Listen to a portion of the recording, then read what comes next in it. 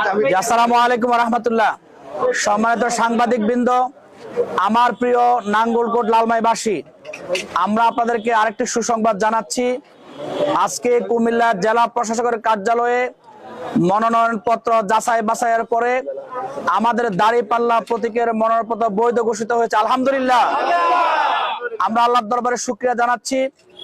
এই বৈধ ঘোষণা হওয়ার মাধ্যমে নির্বাচনী যে লড়াই, নির্বাচনে যে অভিযাত্রা, পরিবর্তনের লক্ষ্যে নাঙ্গলকোট লালমাইকে সমৃদ্ধ জনপদ হিসেবে গড়ে তোলার লক্ষ্যে আমাদের যে প্রয়াস, এই প্রয়াস নতুন ভাবে আজকে থেকে শুরু হচ্ছে ইনশাআল্লাহ।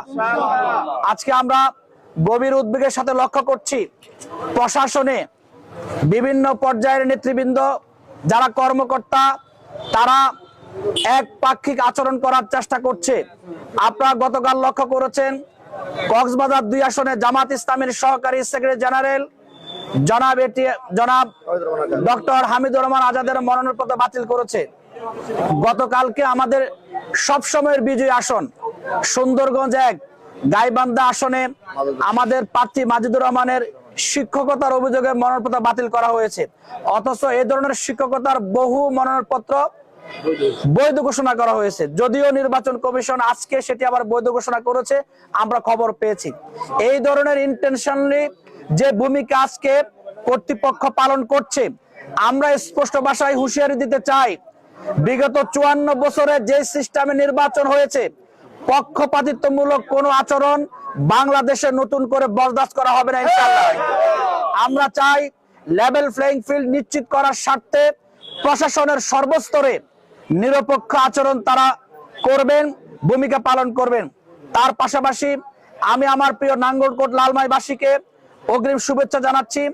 আমরা পরিবর্তনের লক্ষ্যে, দেশ এবং সমাজের পক্ষে, আমার এই অবহেলিত জনপদের উন্নয়নের লক্ষ্যে নতুন যে আমরা অভিযাত্রা শুরু করেছি, সমগ্র নাঙ্গলকোট লালমাইবাসী আমাদের সাথে আছেন, থাকবেন ইনশাআল্লাহ।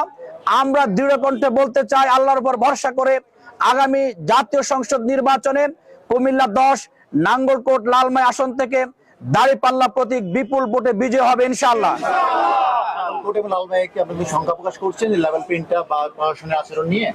আমরা শুধু নাঙ্গলকোট লালমাই নয়, সারা দেশে আপনারা লক্ষ্য করেছেন প্রশাসনের এক পক্ষ নীতি আমরা অবলোকন করছি।